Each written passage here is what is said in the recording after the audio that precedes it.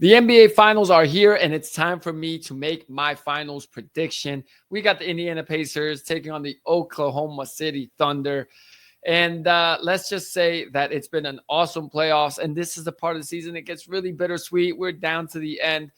We could potentially be 4 games away from the end of the NBA season and no more meaningful NBA basketball till October.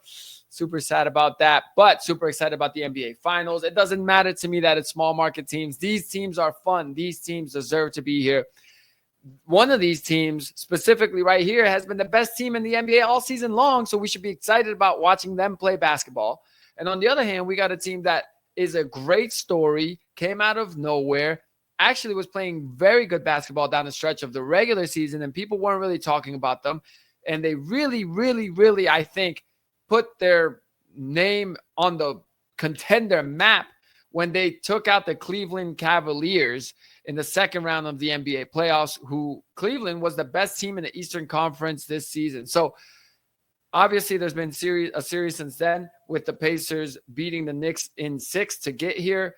The Thunder have taken care of business, and ultimately these two are, they're playing for it all right now. And so the way I view it, if I'm making my prediction, is we got a very, very deep team that's got a superstar that has been pretty much established all season long as the best team in the NBA, taking on an awesome story with the Pacers that has great players, has one of my favorite players in Pascal Siakam, who has made himself into an incredible all-around basketball player. Tyrese Halliburton, who has taken over crunch time in many of these games, especially in the Knicks series. That was crazy. He did it against the Bucks as well. He hit the big shot in Cleveland. So in every series, there has been a Tyrese Halliburton moment.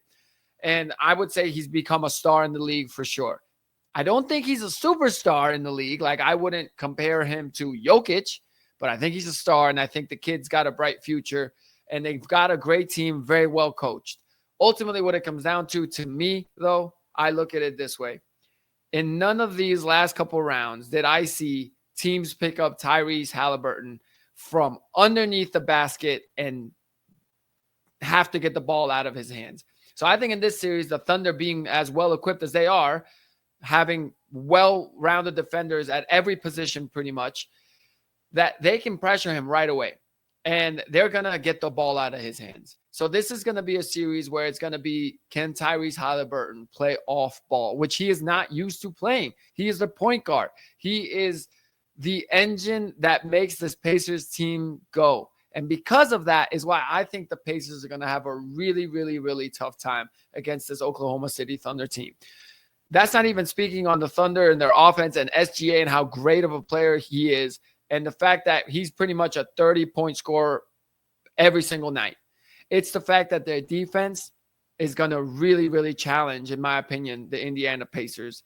And Pascal can go to work, and that's awesome. And he could put up 30 for sure, maybe even 40. But it's what about the other guys?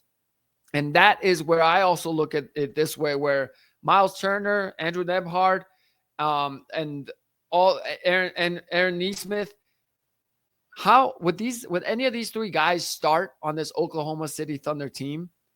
I mean, let's just pick a guy. Andrew Nembhard. What number player is he on the Thunder? Like, is he the 6th man? Is he coming off the bench? Is he coming off the bench in place of Alex Caruso? I don't really think so.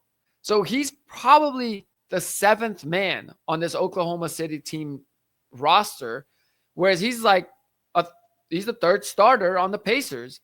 I look at Miles Turner as well. Is he playing meaningful minutes over Chet Holmgren? No. Is he playing meaningful minutes over Isaiah Hartenstein? And it depends on the matchup. If you need offense, then for sure, because he can stretch the floor. But again, it would be a challenge really to get him any starter minutes on this OKC Thunder team. And if you look at Aaron Nesmith, it's the same kind of challenge. He went off, and he's the reason that the Pacers won game 1 against the Knicks. But then he didn't play that well after that, and he had the ankle injury. But realistically, it's the same thing. Is he a 6th man on this Thunder team? Because he's not playing against ahead of Jalen Williams. Definitely not SGA. Zaya Dort. I think I'm still starting Dort. So is he coming off the bench ahead of Caruso? No, and that's not even it. I mean, this Thunder team is even deeper than that. Cason Wallace, he's a stud. He might be the seventh guy. He might be ahead of Andrew Nembhard and Aaron Nesmith. So ultimately, that depth and the fact that even their number one player, their superstar for the Oklahoma City Thunder, SGA, I would take over Tyrese Halliburton. He's the MVP of the league. There's no way you wouldn't. So the star power goes to the Thunder. The depth goes to the Thunder. The defense, which defense wins championships, goes to the Thunder. And the fact that I think no one has been able to challenge the Pacers like this Thunder team is equipped to challenge them is the reason why I think this is going to be a pretty quick series. As a basketball fan, obviously you hope that it's not so we can have more basketball to see. But I really, really, I love this Pacers team. Like I said, the story has been awesome. And one of my favorites is on that squad. But I don't see how this goes more than 5 games. And frankly, I wouldn't be surprised if it's a sweep. I'll give the Pacers respect. I think they can get a game for sure.